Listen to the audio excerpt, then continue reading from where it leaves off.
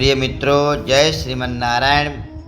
आज आप सभी लोग पुरुषोत्तम मास के 9वें अध्याय की कथा श्रवण करेंगे।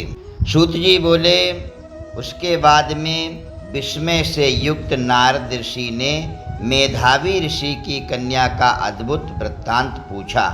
नारद जी बोले कि उस तपोवन में मेधावी की कन्या ने बाद में क्या किया और किस मुनि श्रेष्ठ ने उसके साथ विवाह किया। भगवान नारायण बोले, अपने पिता को स्मरण करते करते और बराबर शोक करते करते उस घर में कुछ काल उस कन्या का व्यतीत हुआ।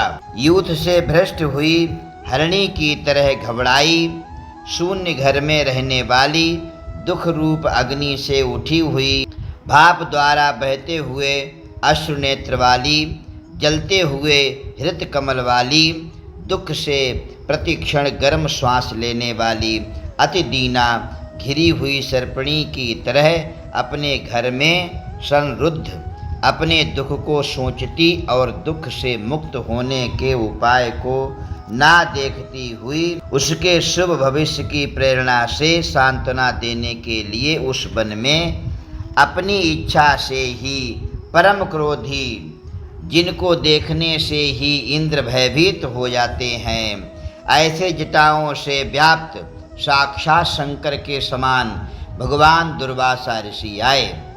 हे नारद, भगवान कृष्ण ने राजा युधिष्ठिर से कहा कि हे राजेंद्र, वो दुर्वासा आए जिसको कि आपकी माता कुंती ने बालापन में प्रसन्न किया था।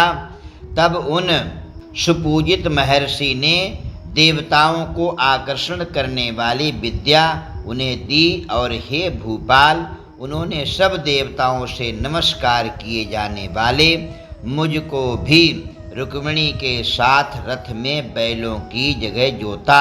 दुर्वासा को बैठा करके रथ खींचते हुए जब हम दोनों मार्ग चलने लगे, तब चलते चलते मार्ग में अति तीव्र प्यास से सूख गए थे तालु और ऊंट।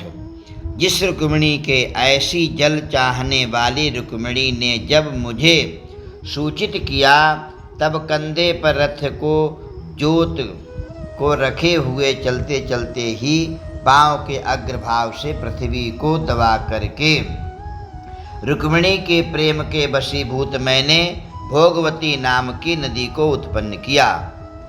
तब वही भोगवती ऊपर से बहने लगी। अनंतर उसी के जल से हे महाराज रुक्मिणी की प्यास को मैंने बुझाया। इस प्रकार रुक्मिणी की प्यास का बुझना देख करके उसी क्षण अग्नि की तरह दुर्वासा क्रोध से जलने लगे और प्रलय की अग्नि के समान उठ करके दुर्वासा ने श्राप दे दिया। बोले, बड़ा आश्चर्य है कि हे श्री कृष्ण, रुक्मिणी तुमको सदा अत्यंत प्रिय है, अतः स्त्री के प्रेम से युक्त तुमने मेरी अवज्ञा करके अपना महत्व दिखलाने के लिए इस प्रकार से उसे पानी पिलाया, अतः तुम दोनों का वियोग होगा। इस प्रकार उन्होंने श्राप दे दिया। हे युधिष्ठिर, वही यह दुर्वासा मुनि है, साक्षात रुद्र के अंश से उत्पन्न, दूसरे काल रुद्र की तरह महर्षि अत्रि के उग्र तप रूप कल्प वृक्ष के दिव्य फलस्वरूप हैं ये, और पतिव्रताओं के शिर के रत्न, अनसुईया भगवती के गर्भ से उत्पन्न अत्यंत मेधायुक्त दुर्वासा नाम के ऋषि, अनेक तीर्थों के जल से भीगी हुई जटाएं भूषित सिर वाले साक्षात तपोमूर्ति दुर्वासा ऋषि को आते देख करके कन्या ने शोक सागर से निकल करके धैर्य से मुनि के चरणों में प्रार्थना की। प्रार्थना करने के बाद वाल्मीकि ऋषि माता जानकी को अपने आश्रम में ले आए। उसी प्रकार से दुर्वासा को भी घर में ला करके अर्घ पाद्य और विविध प्रकार के जंगली फलों और पुष्पों से स्वागत के लिए आज्ञा लेकर के आदर पूर्वक पूजन करके तदनंतर हे राजन, यह बाला बोली, कन्या बोली कि हे महाभाग, हे अत्रि कुल के सूर्य, आपको प्रणाम है। हे साधु, मेरी अभाग्या के घर में आज आपका शुभागमन कैसे हुआ? हे मुने, आपके आगमन से आज मेरा भाग्योदय हुआ है, अथवा मेरे पिता के पुण्य के प्रभाव से प्रेरित मुझे सांत्वना देने के लिए ही आप मुनि सत्तम आज यहाँ पधारे हैं। आप ऐसे पुण्यात्माओं के मुझे आज दर्शन हुए, अतः आज मेरा उत्पन्न होना और मेरा पुण्य सफल है। ऐसा कहकर के वो कन्या दुर्वासा के सामने चुपचाप खड़ी हो गई। तब भगवान शंकर के अंश से उत्पन्न दुर्वासा मुनि मंदहास युक्त बोले। दुर्वासा ऋषि बोले कि हे द्विजसुते, तू बड़ी अच्छी है, तूने अपने पिता के कुल को तार दिया। यह मेधावी ऋषि के तप का फल है जो उन्हें तेरी जैसी कन्या प्राप्त हुई। तेरी धर्म में तत्परता जान कैलाश से मैं यहाँ पर आया हूँ। तेरे घर आकर के तेरे द्वारा मेरा पूजन हुआ है। हे बरारोहे, मैं शीघ्र ही बद्रिकाश्रम में मुनीश्वर सनातन नारायण भगवान के दर्शन के लिए जाऊंगा, जो प्राणियों के हित के लिए अत्यंत उग्र तप कर रहे हैं। कन्या बोली कि हे ऋषि, आपके दर्शन से ही मेरा शोक समुद्र सूख गया है। अब इसके बाद मेरा भविष्य उज्जवल है, क्योंकि आपने मुझे सांत्वना दी। हे मुने, अर्थात मेरी उस प्रादुर्भूत बड़ी भारी ज्वाला युक्त दुख रूप अग्नि को क्या आप नहीं जानते हैं? हे दया सिंधु, हे शंकर, उस दुखाग्नि को शांत कीजिए।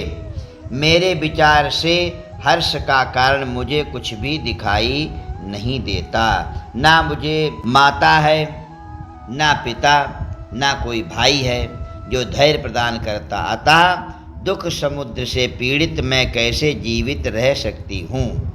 जिस जिस दिशा में मैं देखती हूँ वो दिशा मुझे शून्य प्रतीत होती। इसीलिए हे तपोनिधि, मेरे दुख का निस्तार आप शीघ्र करें। मेरे साथ विवाह करने के लिए कोई भी नहीं तैयार होता।